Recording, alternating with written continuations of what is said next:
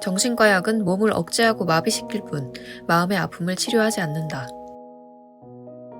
30대 중반의 아기 엄마인 김지영 씨는 10년 넘게 정신과 약을 복용하며 지내왔습니다.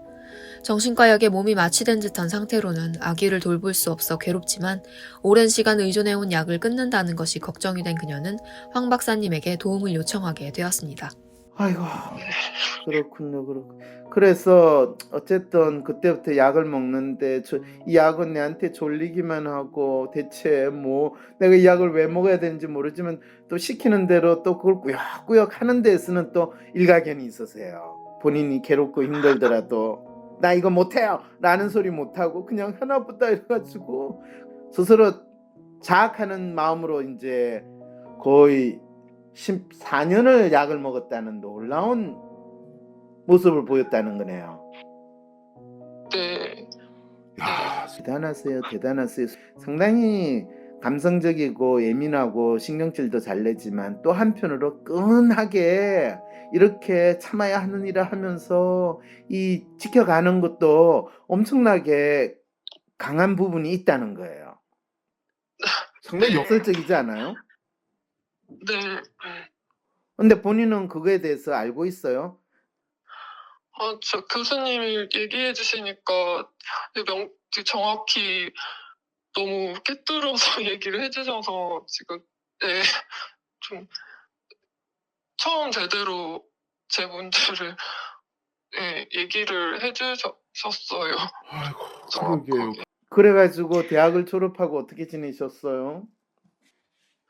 그래서 이제 진로를 찾던 이제 4학년 그럴 때 찾고 있을 때 선배가 한 분 와서 네. 그 학원 강사를 하는데 아이들하고 지내는 게 재밌고 되게 막 여유로워 보이더라고요. 그렇죠. 그래서 저 사실 약 먹고 힘든데 회사 다닐 자신은 없고 뭐 그런 생각도 있고 애들을 가르치는 거 되게 재밌겠다 그런 생각에 학원으로 가서 초등학생 뭐 유치원생 중학생 이렇게 학원 가서 가르치기 시작하셨어요. 영어 가르치기 네. 시작하셨어요? 어유, 잘하셨네요. 근데 막상 해보니까 어떠셨어요?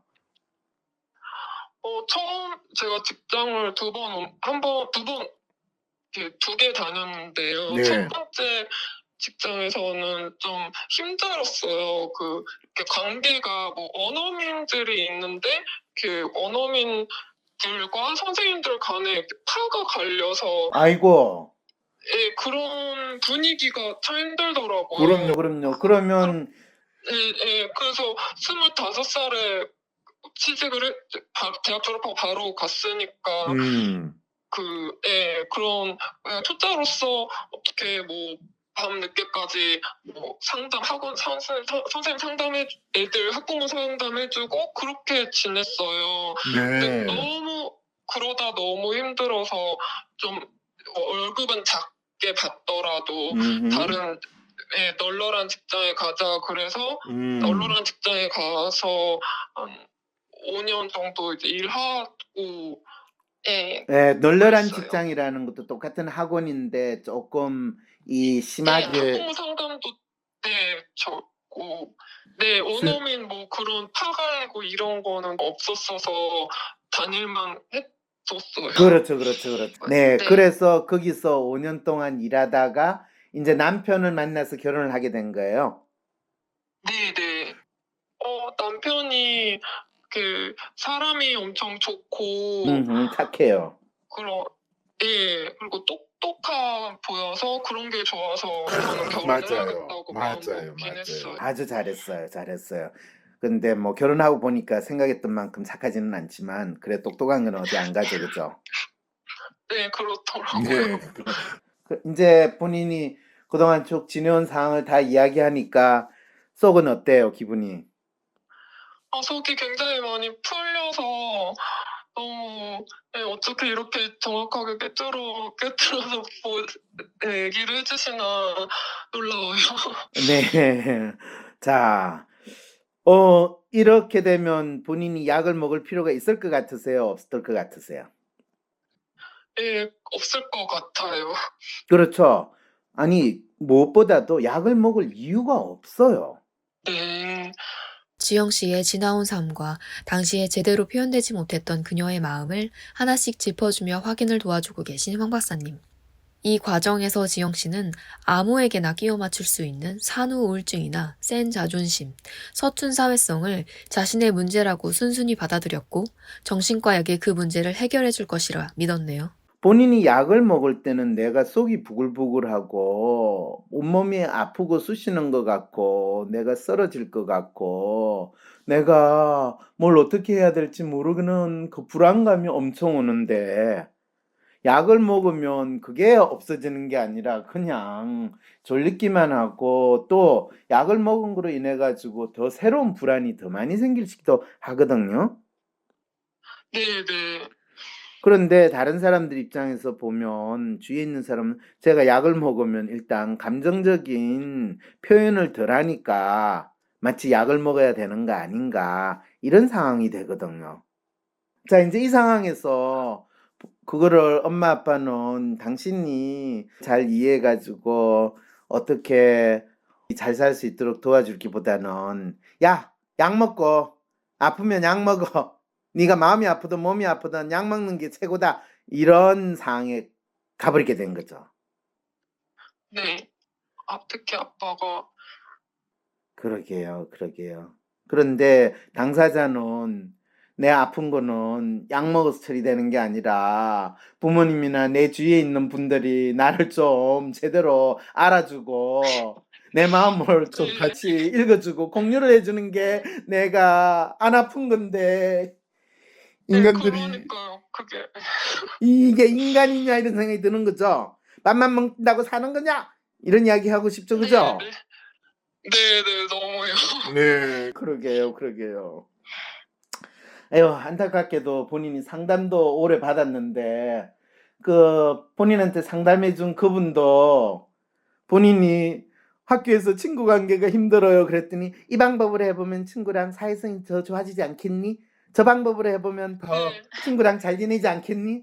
이런 반세포적인 상담해 네네. 주니까 본인이 왜 친구랑 힘든지, 또 친구가 본인을 어떻게 보고 본인은 또 어떻게 생각하는지 이런 본인 마음을 읽어주지는 않고 마치 고장난 기계에 이 부품이 이게 잘못됐으니까 이 부품 바꾸기도 하고 배터리만 교환하면 잘 돌아갈 거예요. 이런 식의 상담을 했다는 거네요. 네네. 진짜 전문가세요. 토드 로즈의 책 평균의 종말에는 평균의 허상에 대해 이야기합니다. 1940년대 말 미군은 공군 조종석을 재설계하기 위해 4천여 명의 현역 조종사의 신체 치수를 측정하여 조종석 설계와 연관이 깊은 10개 항목의 평균값을 냈습니다. 그러나 놀랍게도 4천여 명의 조종사 중 평균값의 신체 치수에 해당하는 조종사는 단 한 명도 없었다고 합니다. 한마디로 평균적인 조종사는 존재하지 않았던 것입니다. 모든 사람의 특성을 반영했지만 그 누구에게도 맞지 않는 조종석. 그렇다면 평균적인 여성, 보통의 사람, 평균적인 성격이란 과연 존재할까요? 김지영 씨를 진단한 정신과 의사와 상담치료사는 김지영이라는 사람의 특성과 그 사람이 처한 상황과 환경을 고려하지 않은 채 평균적인 어떤 인간의 특성을 기준으로 지영 씨의 마음의 아픔에 대해 재단한 것입니다. 아, 진짜 본인을 진짜 사람으로 본 게 아니라 고장난 기계로 본 그런 상담을 하니까 그 상담이 도움이 되겠어요? 네, 그렇게 시간을 보냐. 맞네요. 예, 그러니까 상담도 도움도 안 되고 도움되는 거는 약 먹고 쓰러지는 것밖에 도움이 안 되니까 그거라도 해라 해가지고 갑자기 나는 사람이 아니라 그냥 약에 의해서 쓰러진 상태로 대충 꾸역꾸역 사는 그런 동물로 바뀐 생활이 결혼하기 전까지 네. 계속되고 진짜 애 출산되는 게 아이가 엄마를 그 약에서 구했네요. 네. 임신하면서 네. 약을 그렇네요. 끊었으니까. 아이고 평생 이제 애를 보면서 네가 약으로부터 나를 구한 애다라는 마음으로 인제 네. 생각하시면 되겠네요. 네네, 그런 마음이 들어요, 애를 보면. 그렇죠. 그렇죠. 맞아요. 그런데 그런 애를 내가 돌보려고 그러니까 그게 너무너무 불안하고 너무너무 아 네네. 진짜 분명히 해야 될 거는 같은데 해야 될 일은 산더미인데 나는 손가락 하나 까딱하기 힘든 상태니까 얼마나 본인을 자책하고 자학하는 마음이 됐겠어요. 네. 그게 본인이 괴로웠던 이유인 거예요. 네네. 정신과 약에 의존하며 꾸역꾸역 연명하듯이 살아온 지영 씨가 약에서 완전히 벗어나겠다는 결심을 하게 된 가장 큰 이유, 어렵게 가진 아기, 바로 자신의 아이를 잘 돌보고 싶다는 마음 때문이었습니다. 정신과 환자라는 지난 14년간의 정체성에서 한 아이의 엄마라는 자신에 대한 새로운 인식은 지영 씨로 하여금 자기 삶의 문제를 명확하게 보고 그것을 해결하겠다는 의지를 가지게 했네요. 내가 원하는 대로 이루어지지 않아 답답하고 괴로울 때 어떻게 할 수 있을까요? 우후죽순 상담센터와 정신과가 생겨났지만 막상 어떤 서비스를 받아야 할지, 내 문제를 믿고 맡길 전문가는 누구인지 혼란스럽기만 하다고요? 위로나 공감을 넘어 개인의 마음을 정확히 읽어주고 삶을 변화시킬 전략도 같이 찾아주는 전문가, 전문 서비스에 대해 알 필요가 있지 않을까요? 이런 상황이라면 차라리 내가 직접 나의 마음을 알아보면서 나의 삶의 문제나 마음의 아픔을 해결할 수 있는 길을 찾고 싶진 않을까요? 나의 문제도 파악하여 해결하고 또 다른 사람의 삶도 변화시키는 데 도움을 줄 수 있다면 현재 나의 삶을 변화시킬 수 있는 새로운 계기가 될 수 있지 않을까요? 여러분의 이런 상상과 기대, WPI 초급 워크숍을 통해 구체화하실 수 있습니다. 삶의 변화는 특정 유형에 끼워 맞추는 것이 아닌 있는 그대로의 내 특성, 내 마음을 읽을 수 있을 때 시작됩니다. 한 사람의 성격과 마음을 정확히 찍어 나타내어 마음의 MRI로 비유되는 WPI 검사는 한국인의 마음에 대한 연구를 통해 개발해낸 성격 및 라이프 스타일 진단 방법입니다. 셜록 황이란 닉네임으로 유명한 대한민국 대표 심리학자, 한국인의 심리를 연구한 황상민 박사님의 직강으로 WPI 검사 결과를 해석하는 방법을 통해 자신의 마음을 알고 문제를 스스로 해결하는 능력뿐 아니라 주변 사람들의 마음을 읽어주는 WPI 상담가로 발전할 수 있는 시간. 당신이 상상하는 완전히 새로운 세상. 이제 WPI 초급과정 워크숍에 참여함으로써 여러분의 삶을 바꿀 수 있는 새로운 기회를 찾을 수 있습니다. 온라인 교육 시대에 새롭게 바뀌어진 WPI 초급과정. 온라인 원격 교육으로 누구나 쉽게 참여할 수 있습니다. 신청하세요. WPI 초급과정 워크숍. 강의 구성은 이렇습니다. 오전에 WPI 상담 코칭 과정 소개, 인간의 성격과 WPI 성격 구조에 대한 이해. 오후에는 멘토와 함께하는 조별 토론과 WPI 상의 5가지 자기평가 유형에 대한 이해. 그리고 황 박사님께서 직접 참가자들의 프로파일을 해석해 주시고 내 사연에 대한 1대1 원포인트 레슨까지 받으실 수 있습니다. 삶의 문제와 마음의 아픔을 해결하고 싶다면 진짜 문제를 찾는 방송 황심소. 무엇이 문제인지 모른다면 어떤 답도 정답이 될 수 없습니다. 진짜 문제를 찾는 방송 황상민의 심리상담소. 그래서 지금 약을 9개월 먹었는데요. 네. 본인이 지금 이 약을 조금씩 줄여가는 게 아니라 한 번에 끊어버리면 네, 본인이 그러고 지금 싶어요. 그러고 싶은데 본인이 그러면 재발하는 거 아니에요? 부작용이 있는 거 아니에요? 지금 네네, 맞아요. 이 걱정이 엄청 들고 그게 대체 무슨 재발이고 네네. 무슨 부작용인 건 모르겠다는 것 때문에 지금 저한테 상담을 신청하신 거죠. 네네, 맞아요. 그렇죠. 이제 10년 전 생활을 다시 다 그 마음을 읽었으니까 앞으로 약을 당장 끊었을 때 하루 후, 이틀 후, 일주일 후, 한 달 후 어떻게 될 건지에 대해서 우리 한번 네. 이야기를 해볼 필요가 있겠죠, 그죠? 네네. 좋아요. 오늘부터 본인이 잘 때 약을 안 먹는다 하면 어떤 일이 벌어질까요? 제가 여태까지 단약을 혼자 뭐 이렇게 마음대로 했었을 때 네. 단기간은 괜찮았는데요. 네. 한두 달 있다가 다시 병원에 가야 하나 그런 생각이 들었었어요. 그렇죠, 그렇죠. 그런데 그때 단약을 했을 때 본인이 한두 달 있다가 병원에 갔었어요? 네, 제가 제 발로 제 발로 다시 갔죠. 가게 되는. 그렇죠. 그럴 때 네. 제 발로 갈 때 본인이 병원을 가야 되는 어떤 이유가 갑자기 발생을 했어요? 아니면 아이고 어떻게 해야 되나 어떻게 해야 되나 걱정하다가 한두 달 지나서 도저히 그 걱정을 이제는 내가 내 혼자만 가지고 있을 수 없어가지고 의사 선생님한테 가서 이실직고하고 제가 약을 먹다가요. 네, 네. 네. 네, 그랬어요. 그게 본인이 얼마나 마음이 여리고 착한 사람이라는 걸 알려줘요. 마치 약을 먹다가 약을 끊은 거는 내가 잘못한 일을 한 거예요. 마치 애가 군것질을 하기 위해서. 맞아요. 네. 네, 저 정말 그랬거든요. 맞아요. 맞아요. 그래서 이실직고를 하고 그러니까 의사는 근엄한 얼굴로 약을 먹을 때는 절대로 함부로 마음대로 중단하면 안 됩니다. 꾸준히 복용을 해야 됩니다. 언제까지요? 네, 의사가 그만 먹으라 할 때까지요. 이렇게 또 이야기를 듣고 야단 맞은 애 심정으로 약을 받아가지고 또 꾸역꾸역 먹기 시작하는 게 몇 번 있었다는 거죠. 네.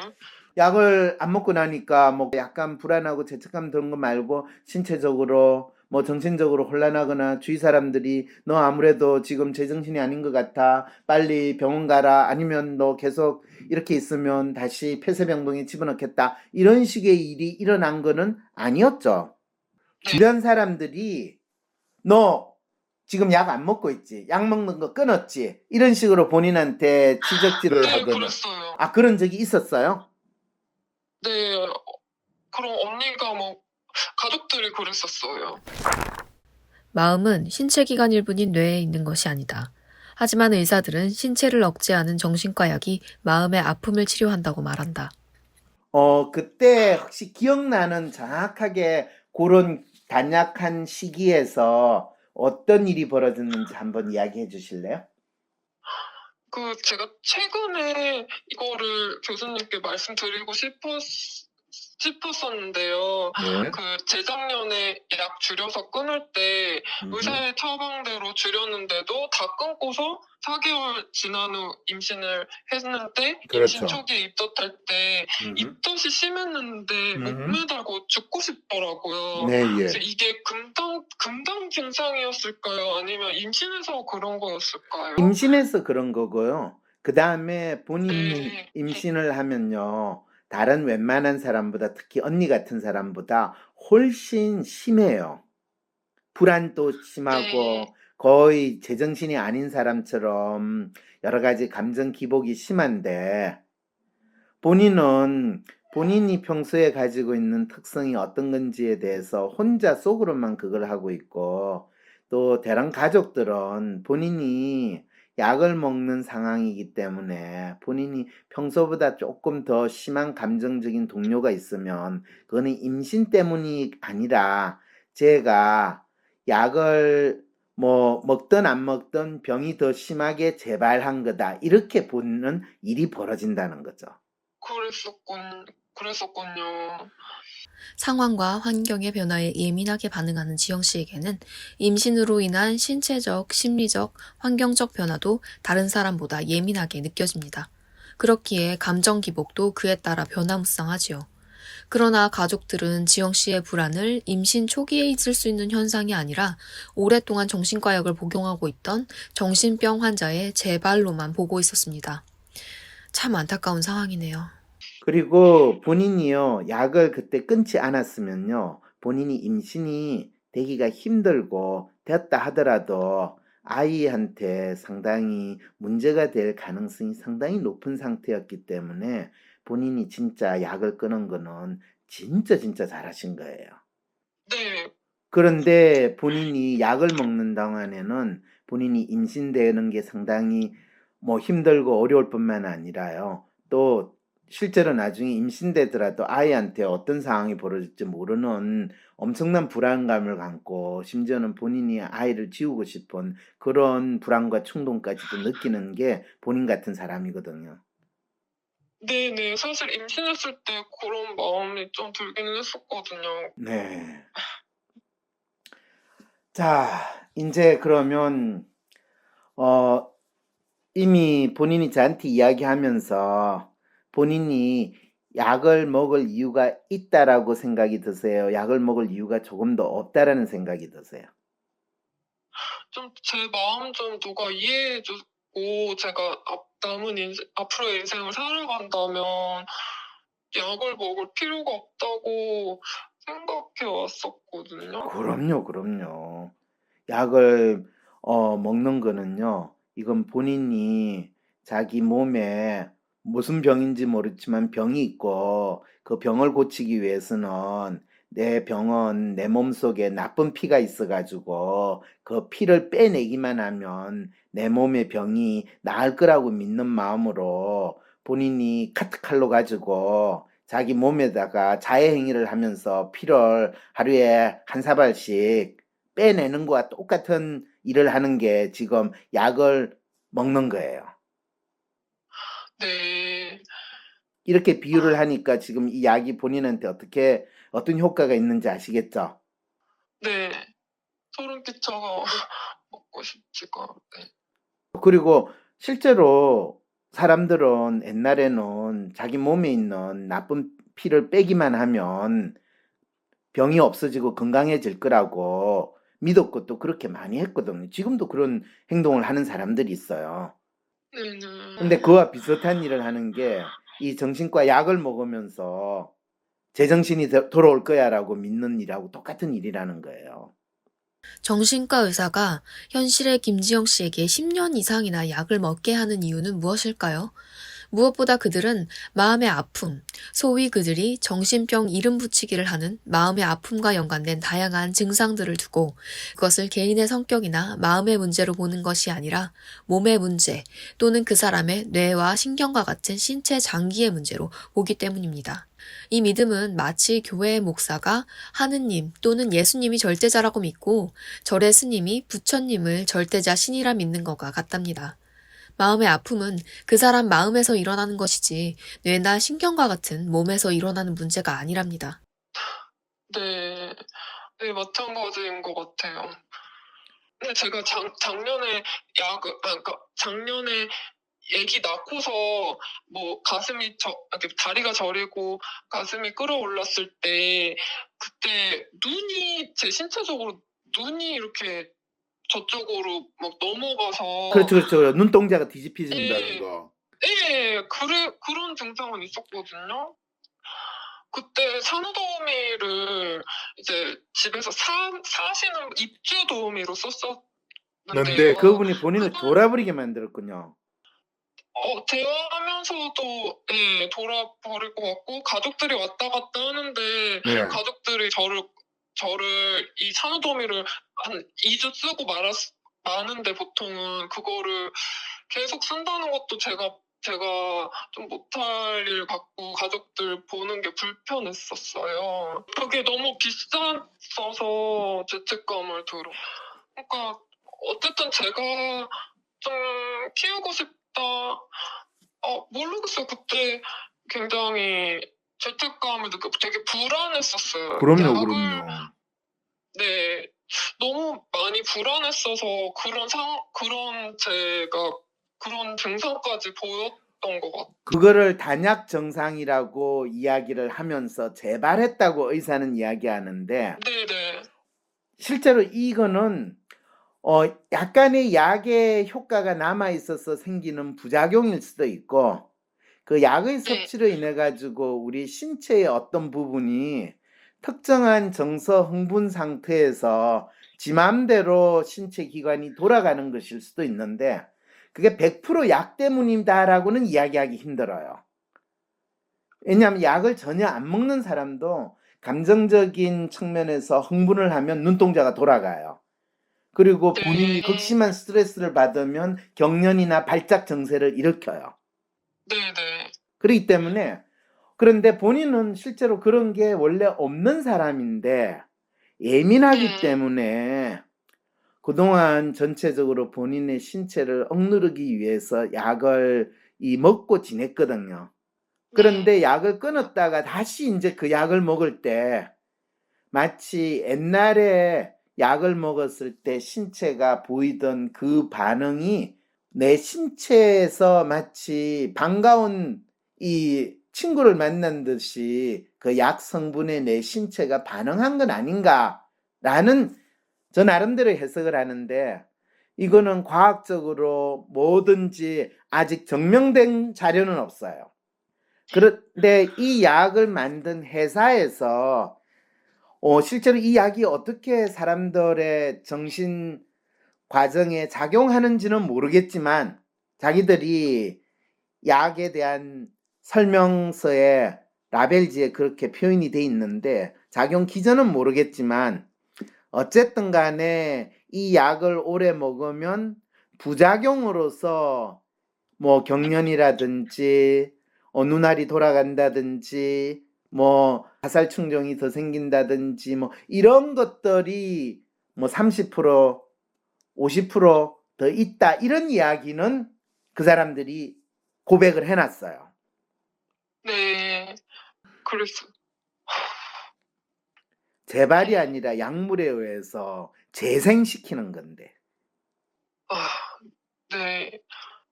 이해가 되게, 네. 이제 이해가 제가, 되시죠? 네, 제가 약을 먹어봤어서 그런지 이해가 네. 그래서 이렇게 되면 이제 본인이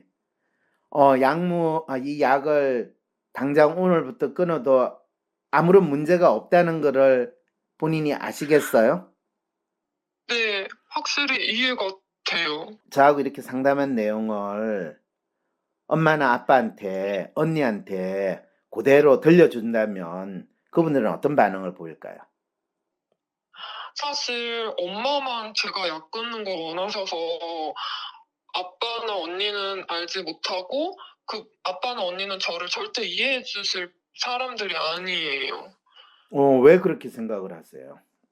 아빠는 뭐 본인이 당뇨약 드시고 계셔서 그런지 뭐, 그러시군요. 이렇게 알겠습니다. 네, 약에 대한 맹신이 아주 있으시죠. 예, 특히 당뇨약 드시는 네, 분들은 그게 본인의 네. 생명줄이라고 생각하니까 절대로 자기가 아, 당뇨라는 이 정상이 왜 나왔는지에 대해서 생각은 안 하고 약만이 나의 살 길이다라고 거의 매달리시는 분이고 그러면 벌써 당뇨약 드시기 시작했으면 한 10년 정도 당뇨약을 당연히 드시고 계셨겠네요.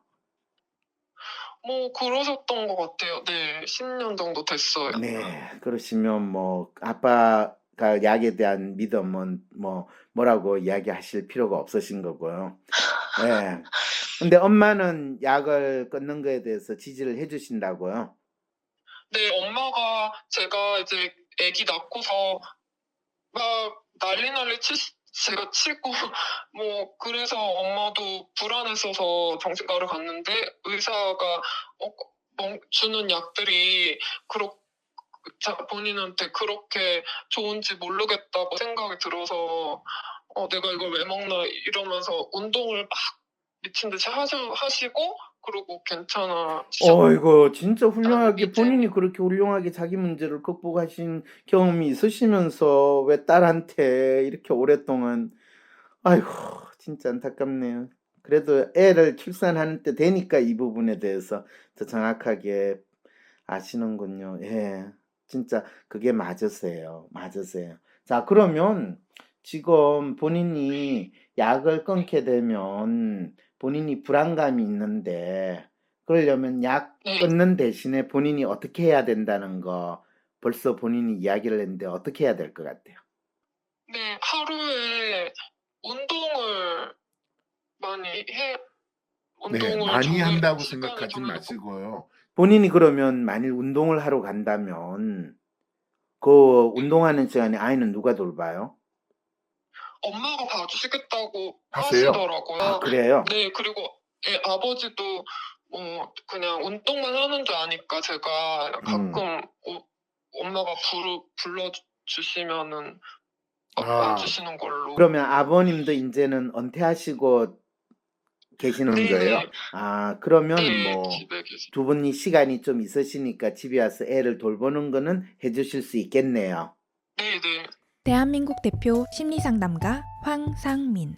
누구나 쉽게 자신의 마음정신 건강을 확인할 수 있도록 직접 대면하지 않아도 언제 어디서든 인생 상담을 받을 수 있게 온라인 상담을 진행하고, 단순히 들어주는 상담에서 그치는 것이 아니라 고민의 근본적인 원인을 파악하여 내담자가 원하는 삶을 향해 나아갈 수 있도록 내면의 힘을 키울 수 있는 해결책을 제시합니다.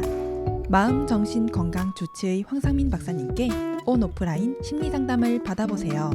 한 사람에게 딱 맞는 고민 해결책과 건강한 마음과 정신을 회복하는 심리 처방전을 제공합니다.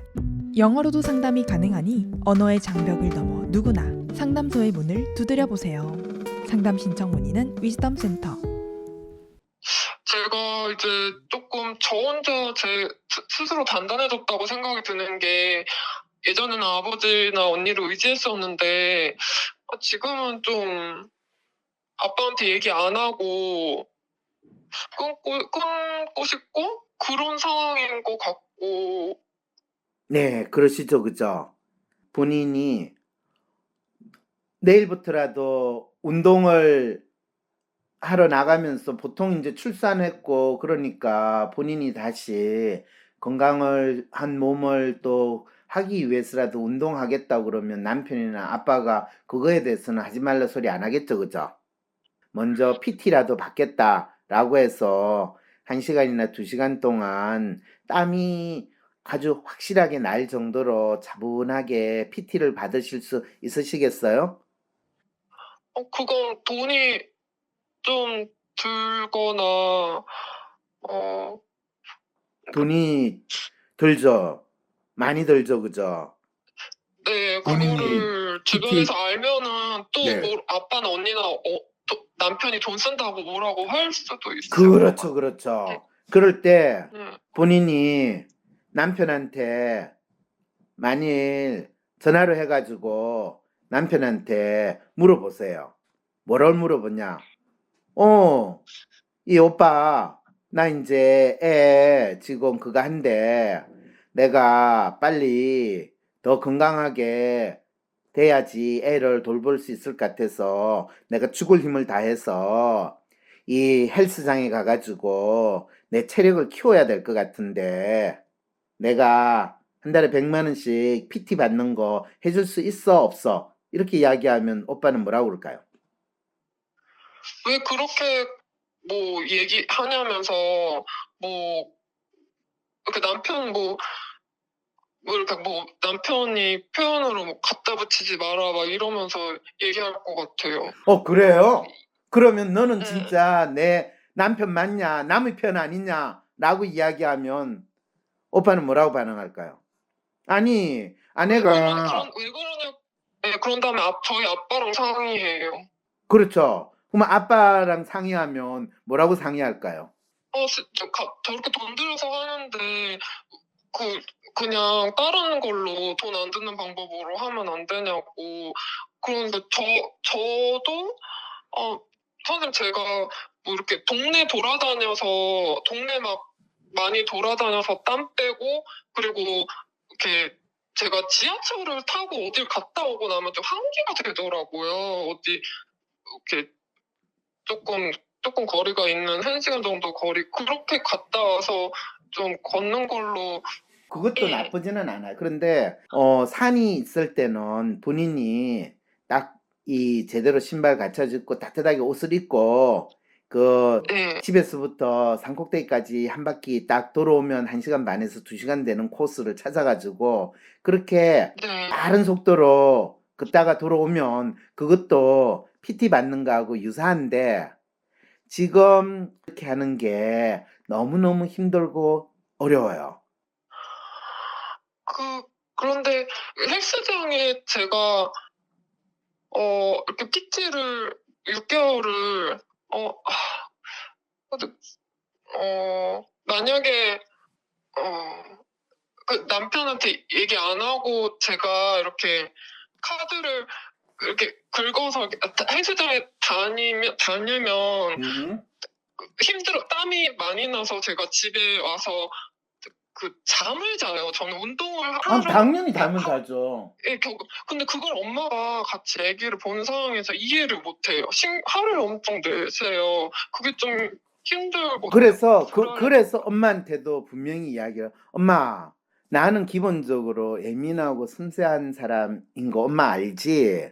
그리고 내가 헬스장에 가서 몸을 확실하게 이 훈련시키면 내가 지금 이 단약을 하는 데 있어서 그냥 무조건 약을 끊으면 내 몸이 널 반갑게 맞이하던 이 약 친구를 기다리는 상황이 되면서 눈동자가 돌아가고 이 손발이 떨리고 오한이 돋고 이러면서 내 마음이 가슴이 퉁퉁퉁 뛰고 답답하고 터질 것 같고 죽고 싶은 이런 다양한 부작용이 나타나거든. 내가 헬스 가서 운동하는데 2시간 돌아와가지고 이 잠을 드는데 2시간 거의 엄마가 4시간에서 5시간 이상 애를 돌본 게 너무너무 힘들지만 우리 엄마 너무 고마워. 내가 엄마 때문에 지금까지 살아왔는데 엄마 그거 딱 1년만 해줘. 예, 그런데 너무 긴 것 같아요, 엄마가. 3개월 아이고, 우리 여리고 착한 지영 씨는 자기 몸을 돌보기 위한 일에도 가족들의 눈치를 보고 있네요. 그래도 약을 끊기 위해서는 규칙적인 생활과 강도 있는 운동을 꾸준히 해야만 해요. 그래야 약의 중독에서 벗어날 수 있고 지영 씨가 느끼는 알 수 없는 불안도 줄일 수 있답니다. 너무 긴 것 같아요, 엄마가. 그럼 3개월로 할까요? 3개월도 괜찮을까요? 아, 그럼요. 지금 아, 본인이 약을 끊는 거는 당장 오늘부터라도 끊을 수 있지만 이 약을 끊고 본인이 정상적인 생활을 하는 거는 3개월, 6개월, 1년, 애가 유치원 갈 때까지 적어도 3년에서 5년까지는 본인이 체계적으로 대응하면서 준비해 가야 돼요. 그리고 그 사이에 본인 생각에 남편이 애를 키우거나 본인이 먹고 살거나 또는 나중에 도움을 받거나 하는 그 정도 수준의 경제적인 지원은 해줄 수 있을 것 같은 능력은 있는 것 같아요? 저는 안 될 것 같아요. 안 될 것 같다는 제가 말은 돈- 어떤 뜻이에요? 그러니까 제가 돈을 제가 본인이 돈을 벌지 않고서는 헬스장에 네. 그런 건 아니고 헬스장에 왔다 갔다 하면은 어쨌든 운동을 하러 다니는지 알 거잖아요. 제가 그렇죠. 뭐 얘기를 안 했더라도. 그렇죠. 그런데 그 PT 비용이 비싸다고 남편이 생각할 것 같고 그거를 이해를 못할 것 같은데 어떡하죠? 네, 약 그거 먹으라고 걱정하지 말아요. 걱정하지 말아요. 그리고 본인이 이 이야기를 했거나 오늘 상담한 내용을 남편한테 그대로 남편이 듣기 힘들고 괴롭겠지만 당신 이거 처음 끝까지 들어야 돼요. 어떤 아내를 사랑하는 제정신 있는 남편이라면 오늘 이 상담을 듣고 약을 끊어라 라고 이야기하는 게 정상이고 약을 끊고 제대로 생활할 수 있는 거를 하는 것이 맞다라는 것이 제정신을 가진 또 아내를 사랑하는 남편이 가질 당연한 반응이지. 야, 돈이 아깝다 라든지 아니면 장인어른한테 뭐 심지어는 야, 장인어른이나 장모님한테 이야기해가지고 그 돈 좀 지원해 달라고 하자. 그까지도 이야기할 수 있어요. 네, 그랬으면 좋겠네요. 그동안 자기 문제를 정확하게 알고 거기에 적절하게 대응하는 데 있어서 가졌던 가장 큰 어려움은 마음이 너무 여리고 너무 착해서 내가 이렇게 하면 주위에 있는 사람들이 너무 부담스럽지 않을까, 이렇게 하면 돈이 너무 많이 들 텐데 밖에 나와가지고 이 새벽부터 밤까지 일을 해서 하루 세끼 먹는 그런 집 아니거든요. 네, 무슨 말인지 알죠? 네, 본인도 그건 느끼죠, 그죠? 막연히. 네, 막연히 느끼고 약에 대한 좀 그냥 미래에 대해서 막연히 불안은 되고 그것 때문에 그 생각할 때마다 무기력감을 느끼는 거하고 똑같은 심리거든요. 그러니까 네. 그분들을 네, 뭐라고 이야기할 게 그쵸. 전혀 없어요. 각자 자기가 불안하게 느끼는 게 다르기 때문에 그런 거고. 그래서 남편을 걱정하고 아빠가 또 이상하게 반응 놓을까는 걱정하는 건 다 이해가 되는데 무엇보다 중요한 건 본인 자기 자신을 걱정하는 거예요. 자기 자신이 무엇보다도 몸과 마음이 다 건강하고 건강해야지 애를 제대로 잘 돌볼 수가 있는 거예요. 네, 그렇죠. 아이를 위해서라도 본인은 그렇게 하셔야 돼요.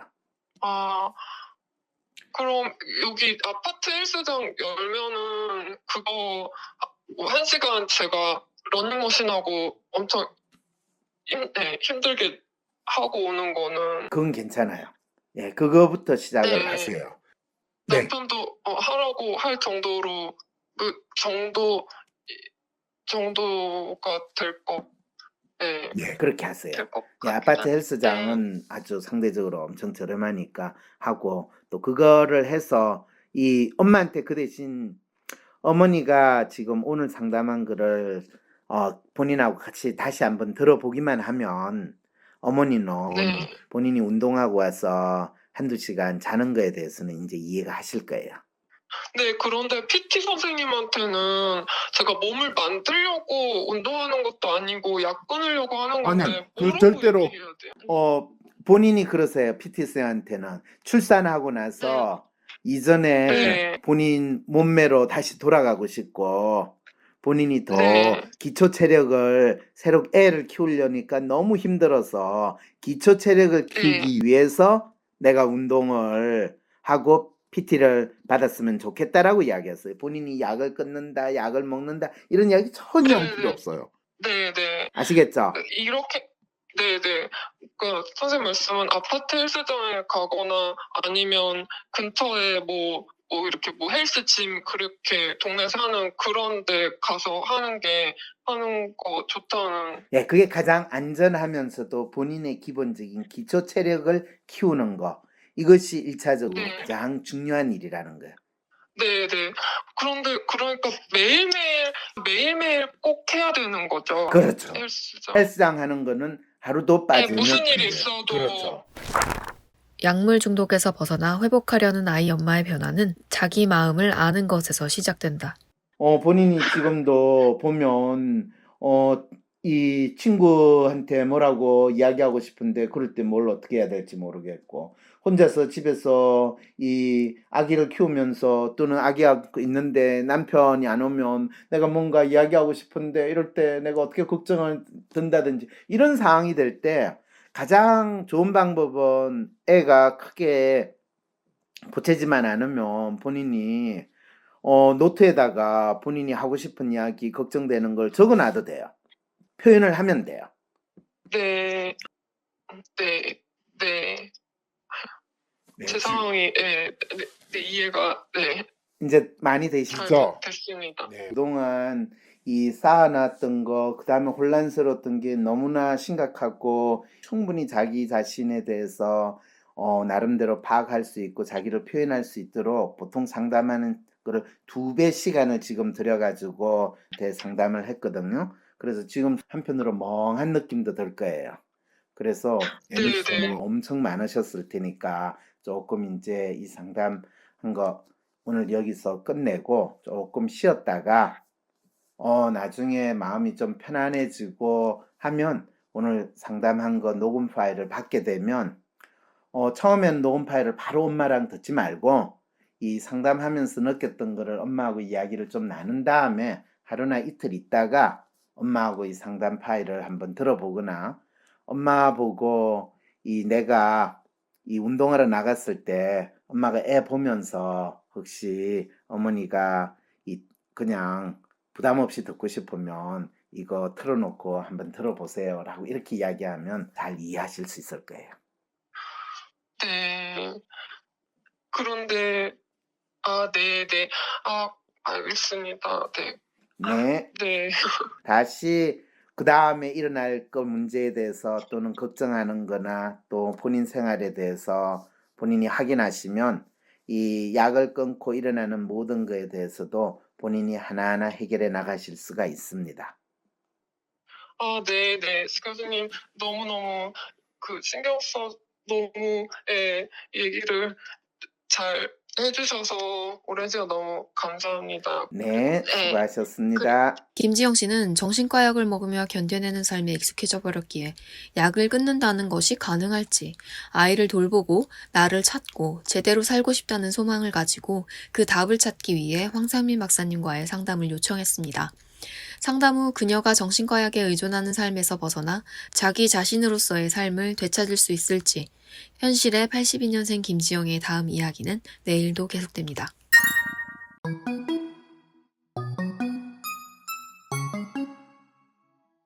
안녕하세요. 저는 위즈덤 센터 대표 이은주입니다. 학원 선생님이나 과외 선생님들, 공부를 포기한 학생, 소위 공포자, 성적 올리기 가능하셨어요? 또는 가능할까요? 힘들죠. 너무 힘들죠. 하지만 LSI 학습 상담 코칭 전문가 워크숍에 참여하시면 그 가능성을 만들어 가실 수 있답니다. 학원 선생님이나 과외 선생님으로 학생들을 지도하면서 학생들의 성적을 올리기 위해서 여러 가지 방법을 그동안 시도해 보셨을 거예요. 선생님 자신의 실력을 올리기 위해서 애써보기도 하셨을 거고, 또 학생들에게 어떻게 하면 더 잘 전달해 줄 수 있을까 노력도 해보셨을 거고, 또 빡세게 학생을 한번 관리해보자 하는 시도도 해보셨을 거예요. 그렇지만 공부 안 하려는 아이들을 공부하게 만드는 것은 쉬운 일이 아니죠. 그래서 선생님들이 그 과정 안에서 부담감도 느끼셨을 거고, 또 부모님들이 주는 압박감으로 괴롭기도 하셨을 거예요. 그러다 보니까 내가 이 일을 계속 해야 되나 하는 자괴감도 많이 느끼셨을 것 같습니다. 하지만 이미 저와 함께 LSI 학습 상담 코칭 전문가 워크숍에 참여하셨던 선생님들은 그런 자괴감으로 힘들어하지 않으세요. 학생의 공부 지도와 멘탈 관리를 함께 하면서 각 학생에게 맞춤 지도를 해서 학생의 성적과 삶을 바꾸는 성공적인 경험을 하면서 능력 있는 과외 선생님 또는 학원 선생님으로서 자신의 전문성을 키우고 있기 때문입니다. 저와 함께 LSI 학습 상담 코칭 전문가 워크숍에 참여하셨던 선생님들의 성공담을 좀 들어보세요. 제가 LSI 학습 상담 코칭 전문가 워크숍에 참여하면서 제가 가르치던 학생들 중에서 늘 마음이 많이 불안하고 그런 게 이제 몸의 아픔 이런 것까지도 영향을 줘서 본인이 하고자 했던 한의대를 지원하고 합격할 수 있을까 걱정이 많았고 성적 변화도 많았던 친구가 제가 이 공부를 하면서 결국 한의대를 합격하게 되었습니다. WPI와 LSI를 배워서 학생의 공부하는 마음을 확인하고 구체적인 생활, 그다음에 학습 관리를 해주는 것이 학생을 성공으로 이끄는 유일한 길이라는 확신이 들게 되었습니다. 강사 20년 만에 제가 좋은 강사가 될 수 있을 거라는 확신도 함께 하게 되었습니다. 너무 좋아요. 그 수업하러 들어가는 게.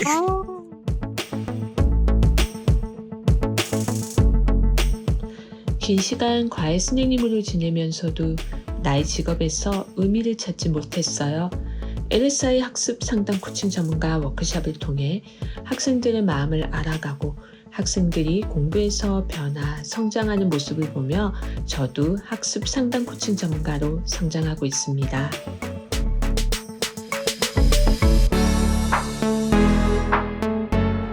LSI 학습 상담 코칭 전문가 워크숍과 LSI 사례 세미나를 통해 학생의 마음에 대한 높은 이해를 하게 되었습니다.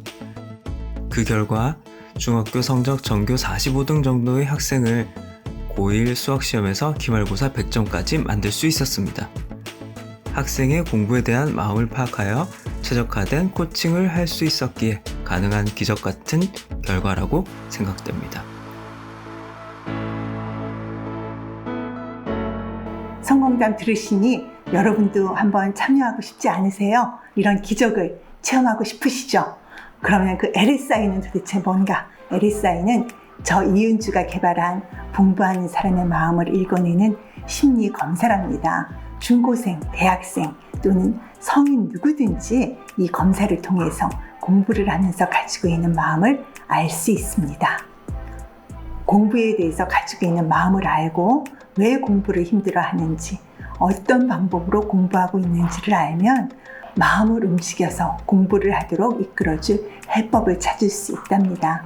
LSI 학습 상담 코칭 전문가 워크숍에 참여하시면 이런 LSI 검사 결과를 해석하는 방법뿐 아니라 각 학생의 마음에 따른 지도 방법과 학생의 마음을 이해하고 변화시킬 수 있는 마음을 배워서 공포자도 공부할 마음을 갖도록 변화시켜 줄 수 있는 그런 기적을 만드는 전문성을 갖출 수 있게 됩니다. 학원이나 과외 선생님들 외에도 성인들을 교육하시는 분 또는 자녀의 공부를 지도하고 싶으신 학부모님들이나 자신의 진로를 학습 상담 코칭 전문가로 만들고 싶은 많은 분들의 참여 기대합니다.